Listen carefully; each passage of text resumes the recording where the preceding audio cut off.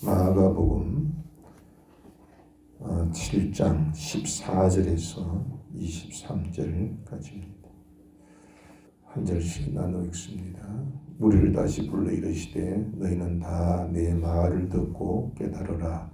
무엇이든지 밖에서 사람에게로 들어오는 것은 능히 사람을 더럽게 하지 못하되 사람 안에서 나오는 것이 사람을 더럽게 하는 것이니라 하시고 문을 닫아 주시고 들어가시니 제자들에게 귀를 자시되 예수께서 이르시되 너희도 이렇게 깨달음이 없느냐.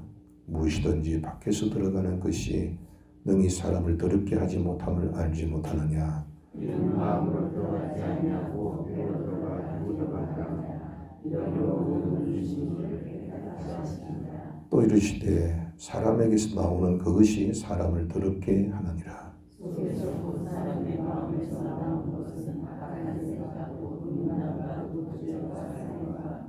간음과 탐욕과 악독과 속임과 음탕과 질투와 비방과 교만과 우매함이니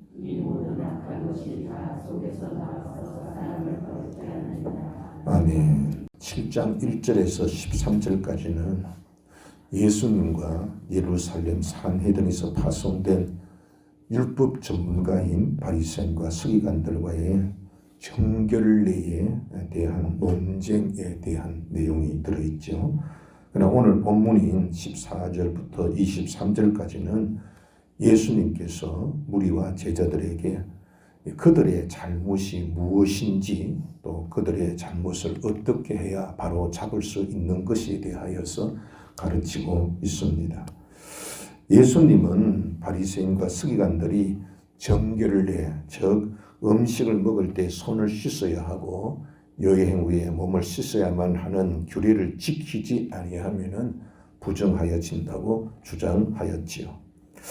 정함과 부정함이 무엇이길래 이런 논쟁이 있게 되었을까요? 물론 율법인 레위기서 7장 이하에 보면은 정결함과 부정함에 대한 규정이 있습니다. 레위기 10장 10절에 보면은 정결한 것은 거룩한 것이라 했고 부정한 것은 속된 것이라고 했어요.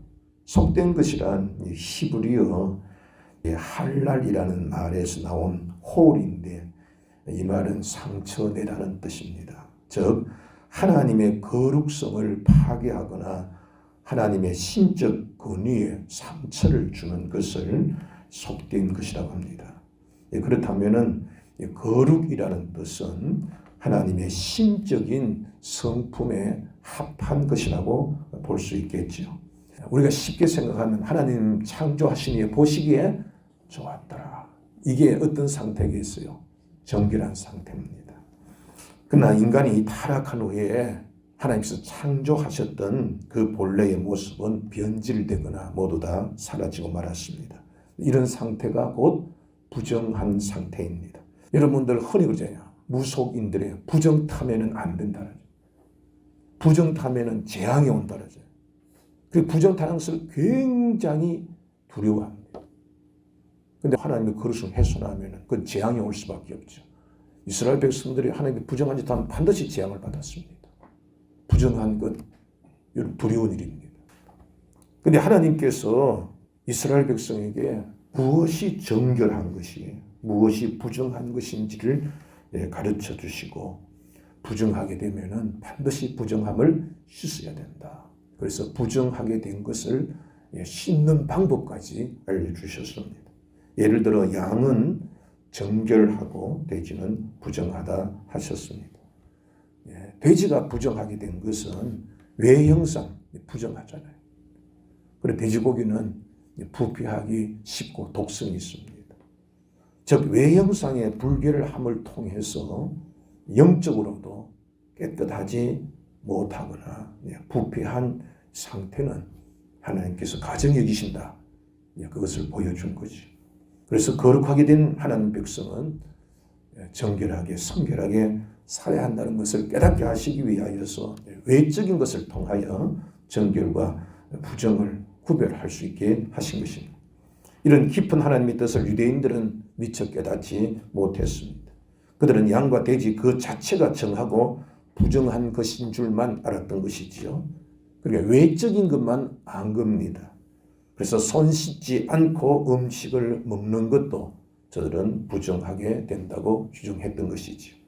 유대인들 중 율법의 최고 전문가인 장로들, 그들의 유전조차도 이 뜻을 제대로 반영하지 못하였지만은 바로 이 율법을 제정하신 분이 바로 주님 아니십니까?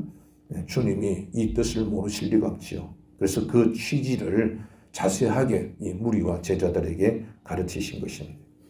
주님은 무엇이든지 밖에서 사람에게로 들어가는 것은 능히 사람을 더럽게 하지 못하되 사람 안에서 나오는 것이 사람을 더럽게 하는 것이라고 가르치셨습니다. 무리와 제자들 모두가 주님의 이 가르침을 들었습니다. 그리고 예수께서 무리를 떠나 집으로 들어가셨을 때 제자들이 그 비유를 묻습니다. 여기서 무리와 제자들의 다른 점이 나타납니다. 무리들도 분명히 예수님의 가르침, 이 비유를 들었습니다. 그들도 분명히 제자들처럼 듣긴 들었지만은 깨닫지 못했을 것입니다. 무리들은 그런가 하고 그렇게 흩어졌지만은 제자들은 그 비유를 주님께 물었습니다. 알고 싶었습니다. 그런데 주님께서 비유로 말씀하신 예가 적지 않았잖아요. 그런데 무리들은 흩어졌지만은 제자들은 꼭 주님께 그 비유에 대하여 물었습니다. 여러분들, 가장 빨리 그리고 정확하게 배울 수 있는 방법은 질문하는 것입니다. 사람의 뇌도 질문하기 전에는 활동하지 않다가 질문하게 되면은 우리의 뇌도 활동하기 시작한다고 그래요. 주님께서도 구하고 찾고 두드리라고 말씀하셨습니다. 여러분들, 말씀으로 기도로 찾고 두드림으로 바른 신앙으로 그렇게 성장하는 여러분들이 되시기를 주님의 이름으로 축복합니다. 예수님은 제자들의 질문에 밖에서 들어가는 것은 음식이라고 했습니다. 음식은 배로 들어가 배설기관을 통해 밖으로 나옵니다. 그러나 사람 안에 있는 것은 마음이라고 하셨습니다. 음식은 비록 뒤로 나와 더럽다 하지만은 하나님의 기준에서 그것은 더러운 것이 아닙니다. 그러나 사람의 마음에서 만들어지는 악한 생각, 음란과 도둑질과 살인과 간음과 탐욕과 악독과 그리고 음탕과 질투와 비방과 교만과 우매함은 하나님께서 창조하셨을 때에 하나님의 형상을 닮은 그러한 성결한 모습이 아닌 마귀를 닮은 마귀가 심어준 부정한 것이라는 것입니다. 예수님의 가르침은 사람은 부정한 음식을 먹거나 손을 씻지 아니하여 부정하여지는 것이 아니라 그 사람의 마음에서 만들어지는 악한 생각과 그 생각에서 나오는 말, 그렇게 행동하는 것, 그것이 그를 부정하게 만들 뿐만 아니라 그런 부정은 손을 씻어서 부정함을 씻을 수 있는 것이 아니라는 말씀입니다. 그러니까 그들의 정결 의식은 아무 쓸데도 없는 것입니다.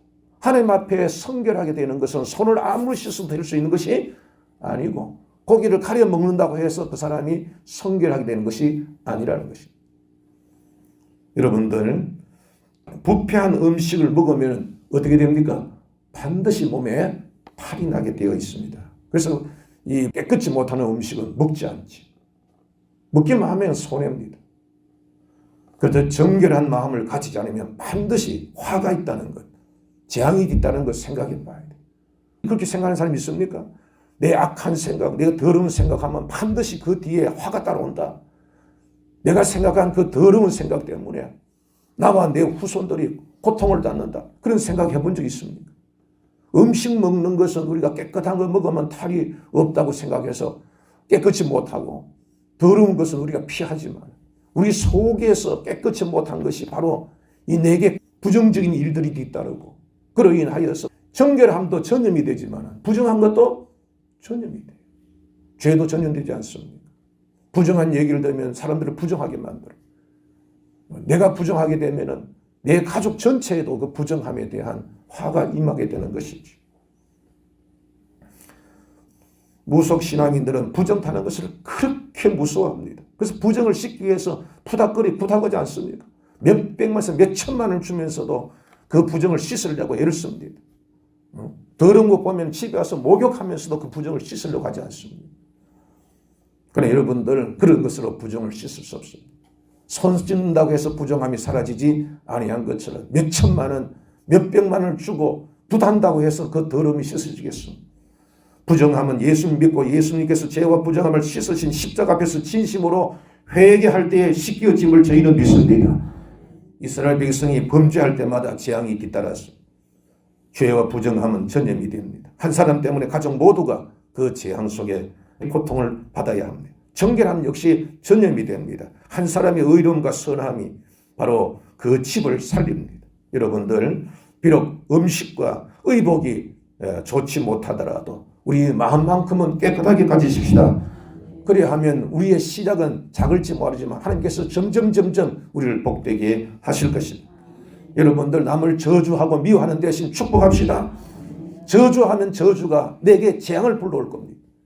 그러나 축복하면 그 축복이 나에게 돌아올 것입니다. 오늘도 우리 안에 부정한 것이 있는지 살피고 옷은 깨끗한 걸 골라 입지만 우리의 마음을 깨끗하게 하는 것은 여러분들 그렇게 쉬운 일이 아니잖아요. 그렇게 살려고도 하지 않잖아요. 그러나 그것은 우리의 생사가 달려있는 문제이기도 합니다. 우리의 복과 저주가 달려있는 문제이기도 합니다. 우리 자신을 살핍시다. 그래서 우리 속에 하나님의 말씀을 비추어서 내가 이때껏 내 습성이 이렇게 남을 칭찬하기보다는 다 남의 터집 잡고 비난하는 걸 좋아하고 생각해도 감사하기보다는 맨날 그냥 불평하고 원망하고 하나님께서 우리에게 복을 주시겠다는 소망보다는 맨날 절망하는 부정적인 생각 가졌던 것. 이게 바로 내 앞길을 막고 있었구나. 이게 내 집안을 망치고 있었구나. 이거 깨닫고 오늘부터라도 옷을 깨끗하게 입기보다는 내 마음속에 있을 깨끗하게 더러운 옷을 빨기보다는 우리의 마음의 옷을 먼저 빨아야 할 것입니다. 여러분 성령께서 주시는 새로운 의의 옷을 입읍시다. 그것이 바로 뭡니까? 사랑과 희락과 화평과 오래 참음과 자비와 양성과 충성 온유와 절제입니다. 그 마음만 가진다면 하나님께서 우리에게 주시지 아니할 은혜가 없습니다. 오늘도 정결한 마음으로 우리 주위를 정결하게 전염시켜서 모든 사악한 사탄의 저주의 고리가 다 끊어지고 재앙이 떠나가고 주의 평안만이 임하는 복된 날이 되기를 주님 이름으로 축복합니다. 기도하십시오. 하나님 아버지, 죄와 허물로 재앙 속에 살다가 영원히 죽어야 할 저희들을 제자로 삼아 깨닫게 해주심을 감사함을 드립니다. 물이나 그 어떤 것으로도 죄와 부정함은 씻을 수 없지만은 주님의 보혈만큼은 그 어떤 죄와 허물도 부정하게 된 것을 씻어 정하게 하심을 저희는 믿습니다. 주님, 우리가 복을 받으려 하기 전에 먼저 재앙을 주고 그 재앙을 널리 퍼지게 하는 죄와 허물부터 제거하게 하여 주옵소서. 은혜와 복을 구하기 전에 먼저 회개하여 정결하게 지는 영적 지혜자가 되게 하여 주옵소서. 우리의 마음을 고쳐 주옵소서. 성령이시여 우리의 마음을 새롭게 하여 주옵소서. 정결한 마음 그 속에서 비치는 신령한 빛이 우리의 마음에 있게 하여 주옵소서. 오늘도 주님의 보혈로 정하게 하셔서 구하고 찾고 두드리는 모든 것에 응답하여 주옵소서. 마음과 함께 우리의 병든 몸도 고쳐 주옵소서. 빈궁하게 하며 불화하게 하며 실패하게 하는 모든 저주에서 벗어나 풍요하게 하시고 화목하게 하시고 성공하고 승리하도록 주님 복 주시옵소서. 우리 교회가 정결함을 전염시키도록 영적으로 깨끗하게 하시고 아름다운 것을 건축하도록 보상과 이전과 모든 허가와 협의 문제도 친히 주장하여 주시옵소서. 대한민국 교회의 복음 전파로 국민들이 선악을 분별하게 하셔서 주님 보시기에 선한 인물을 선택하여 나라를 부흥케 하며 땅끝까지 선교사를 파송하는 제사장 나라 되도록 인도하여 주옵소서. 오늘도 우리의 마음을 지키는 복된 날이 되기를 간절히 비우며 예수님 이름으로 축복하고 기도합니다. 아멘.